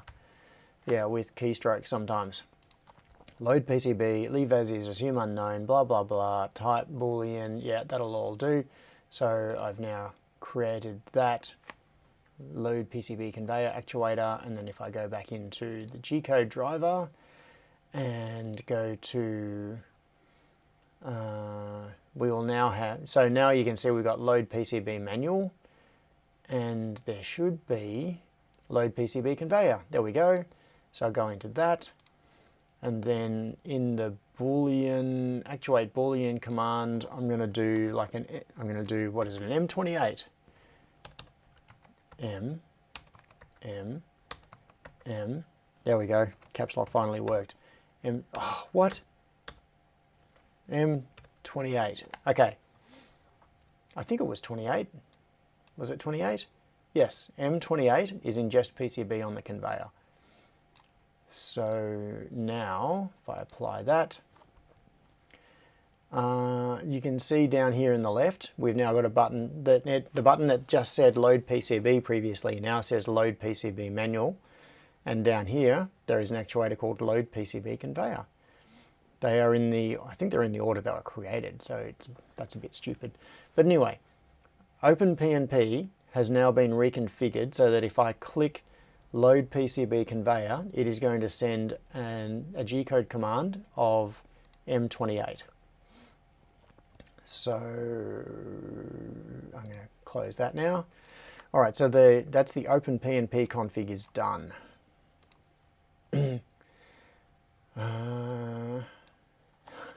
Pete said, only thing keeping me sane is doing a good job of being insane. That's it, Pete.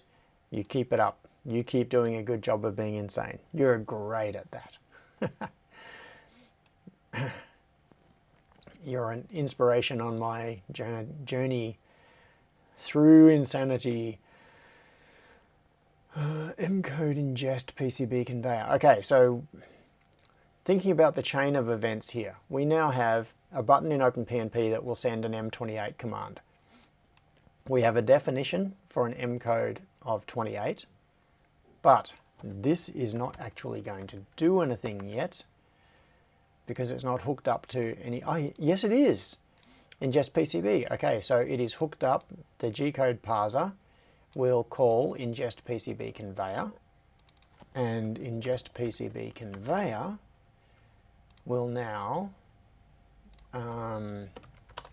oi, caps lock is still on, will now be here. Okay, so this version of the command, oops, load a PCB from an attached conveyor.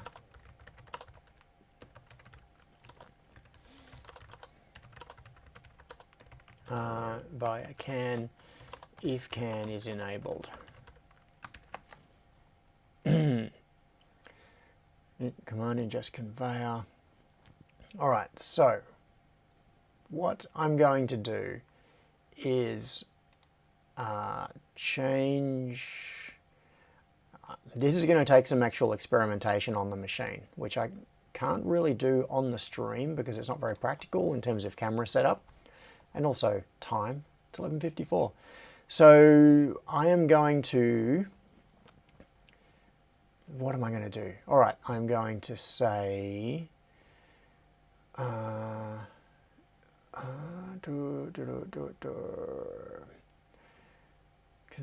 invest, so it does a conveyor clear. Why does it do a conveyor clear? I don't understand. Oh no, okay, it's not, it's commented out. But I don't know what this message actually signifies. I can't remember, and I didn't document it well enough in the source. So we've got conveyor 1, if debug, and then we've got sending the message to the KO. What does that say? Oh, message 0, message 1. We've got conveyor step 1. I'd have to look up the spreadsheet to see what this message means. And I can't be bothered right now. Wait for input PCB. Okay, so this point is where things get different. So we want to check PCB on conveyor status. I actually want to bypass this now. Instead of doing this, I want to, after we get the 0, 1, wait 3 seconds and then turn the conveyor on. Where does it start moving? Conveyor engage stop pin and conveyor run. All right, so this, what is this? Conveyor step 2. I don't even know what this message does. Send, receive. Message 3 it is. So this is the basically it's like a source and destination. The 55 is the terminator character. So this is a command 3, but with no parameters. All right, I'll have to look that up. But it's right around here that we want to tell the upstream conveyor to do its thing. All right, so here we go. Here we go. This is the change. Instead of waiting for input PCB, I'm going to go ka-choing and comment all of that out. Then I am going to send the CAN bus message. So we will do if enable CAN and if. And in here we will call that send home to CAN. We will call send load to CAN. I think that sounds right, doesn't it?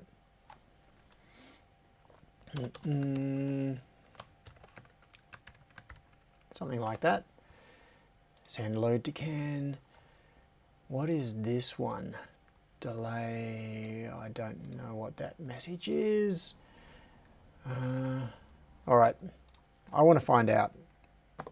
I want to find out. So, KO message pi. Where is the spreadsheet? I've just got to find. No, not that.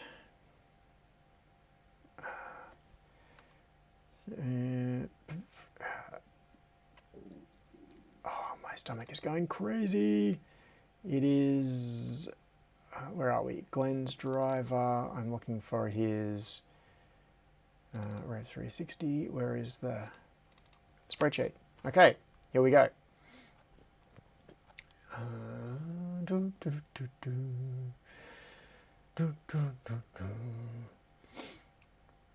And come on LibreOffice. Okay. What is, where are we? Input board with conveyor setup. It's just a conveyor setup command. Conveyor setup. All right, so this is from the binary format. Yeah, this is decoding what goes on between the controller, the Chinese Windows software, and the motion controller in the pick and place machine. So these are the messages and the responses. So unclip PCB if clipped, input board. So this is just an example of a message saying input a board of 160 by 120 millimeters. This is what happens. So unclip PCB if clipped, move head. Why is it moving the head? Conveyor.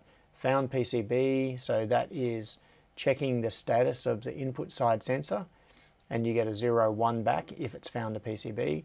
Conveyor setup, conveyor run. So it sends a 3 command and then a 6 command right here and here. Okay, so I don't actually know what that means. Conveyor setup, 3 and 6. All right, so I'm just going to have to cargo cult that one a little bit. So we're sending a 3 and then a 6. So those are steps that are done just as part of the conveyor setup. I don't know. Let's move this down to after conveyor setup and do it immediately before conveyor run. So what we're going to do is we are going to send a message on CAN bus to the upstream conveyor saying, send us a PCB. And then we are immediately going to run our own conveyor. Oh, these might be speed settings, speed configuration or something like that, the setup commands. So it then runs the conveyor and then runs it, slows it down for half a second, 2.5 seconds. This may not actually be long enough given that the PCB is not on the conveyor anymore. So what we should be doing is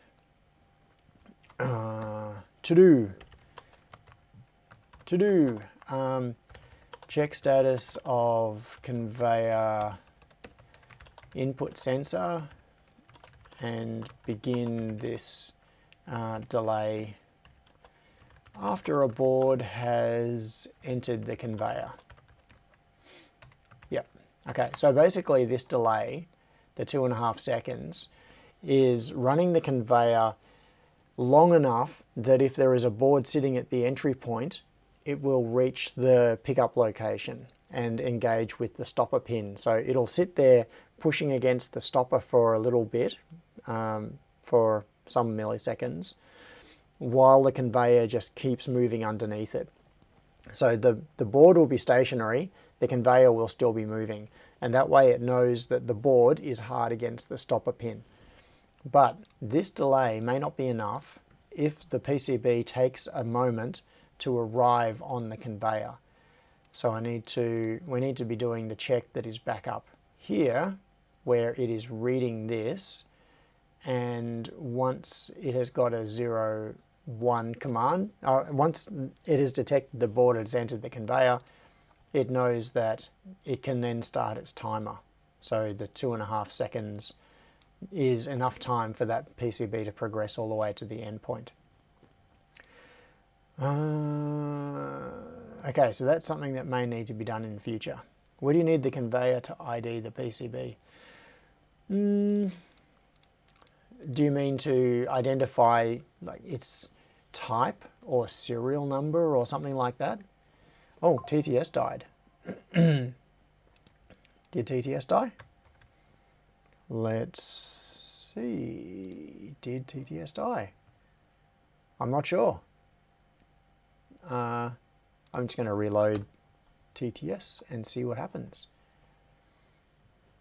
I'm not going to go on much longer because I really need to eat.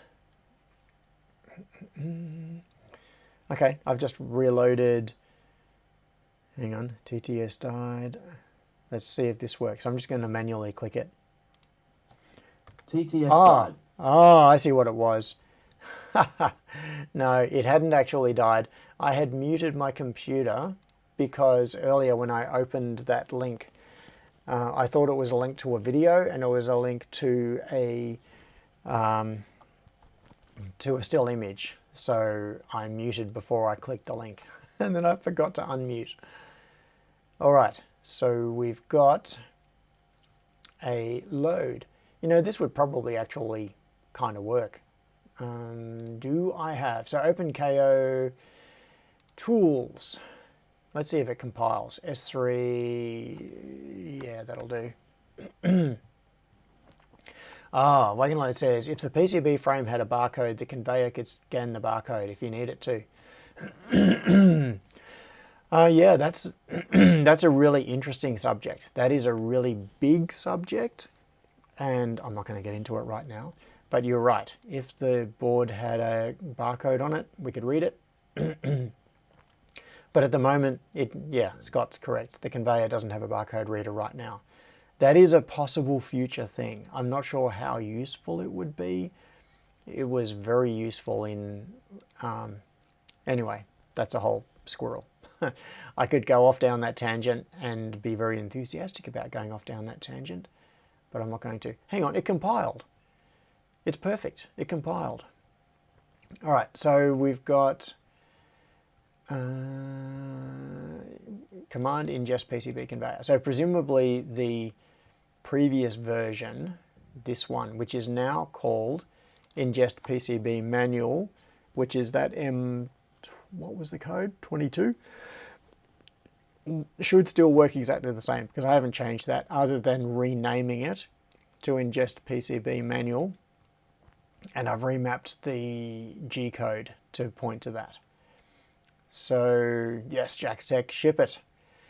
And now we have this new version, which is command ingest PCB conveyor, and we've got, the difference is, if CAN bus is enabled, we are sending load to CAN, and we have a new function here which is send load to CAN, which is sending a message of M55 S800, which means that the conveyor will receive that message and it should act on it.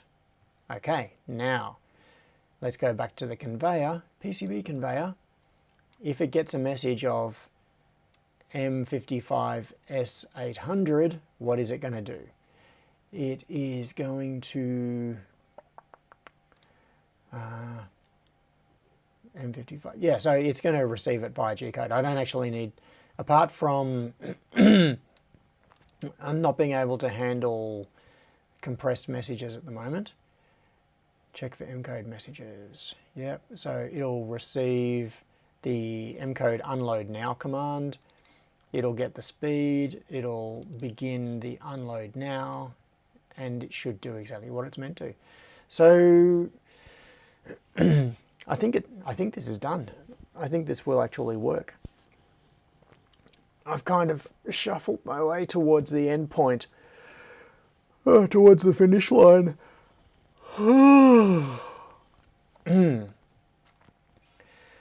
Without much of a plan, but I think now I'd have to load this new firmware on the PCB conveyor.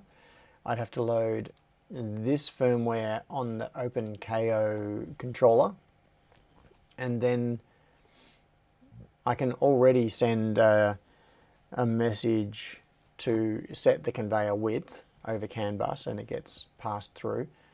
Now if I send a load command, it should pass that message on. All right, now let's have another quick look at config. I just want to, okay, so I need to parse that, pull the characters out of it. So at the moment this is it's just a define, and it is setting it to a literal character string of 800. So I need to take that and I need to split it, and in here I need to be able to put that in properly. Wagon Load said, have you ever run the wrong PCB through the conveyor and it tried to place wrong parts? I don't think so.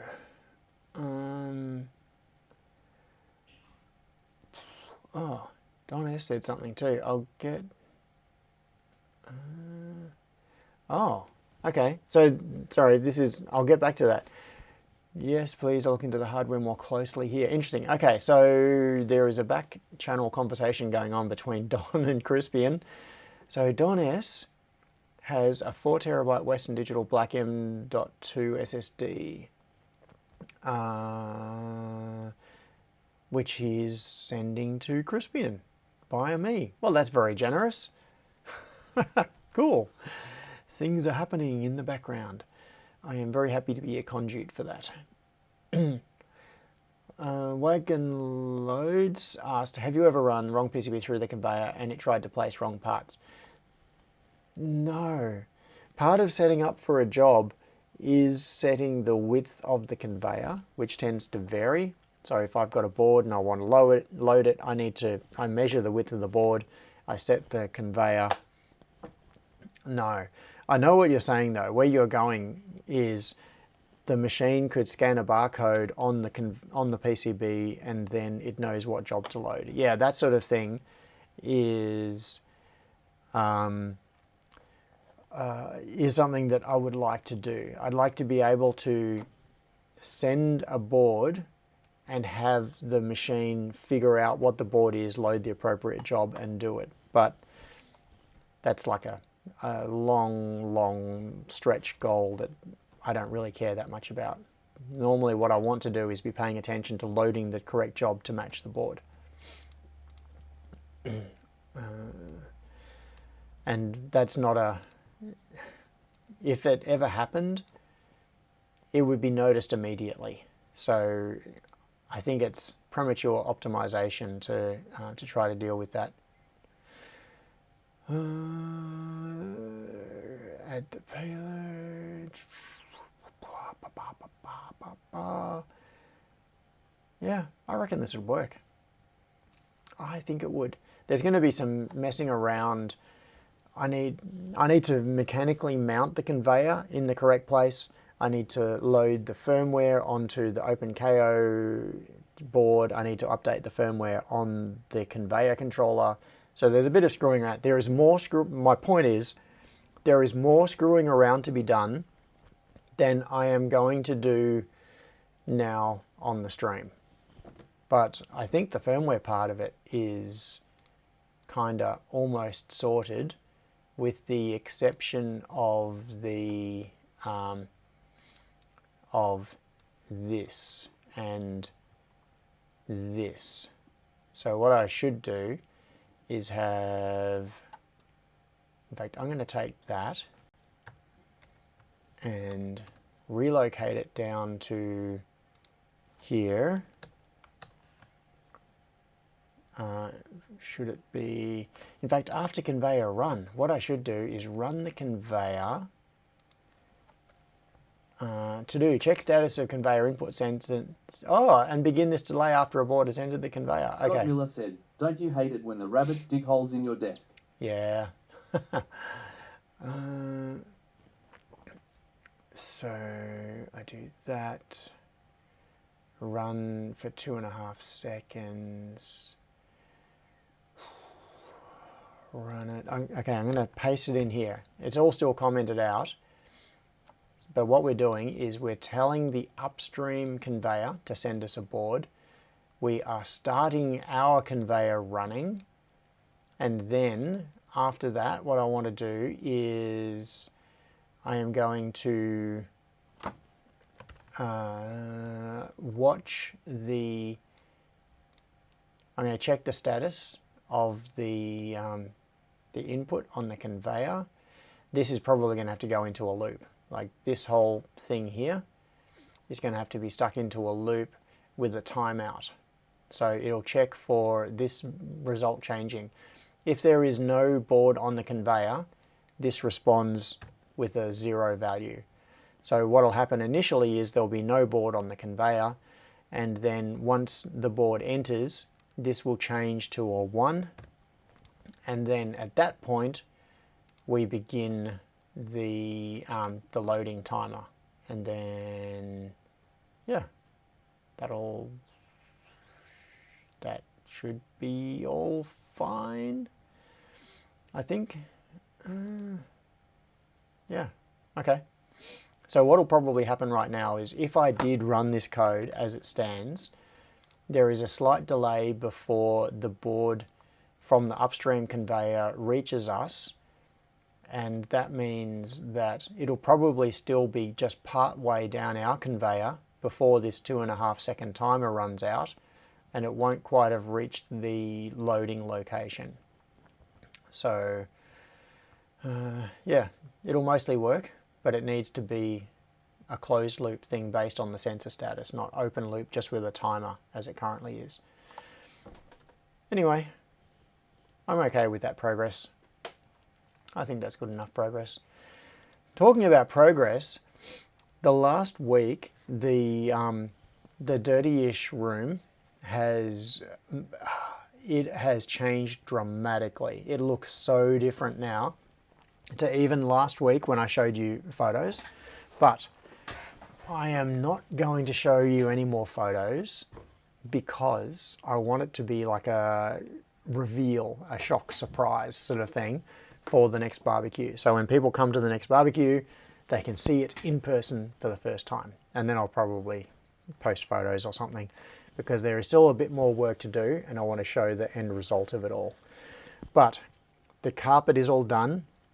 My gym area is done. The mat is laid. I've even put mat on the walls. So I've got padded walls in there now. The punching bag is hung. The lighting is up. The walls are painted. Yeah, it looks fantastic. Anyway, it is getting there. So I'm going to go, I might even go and find myself an Easter egg or something. Maybe? Yeah, I think I might. Ooh, yes, I think I will. Scott says John has his very own padded room. Yes.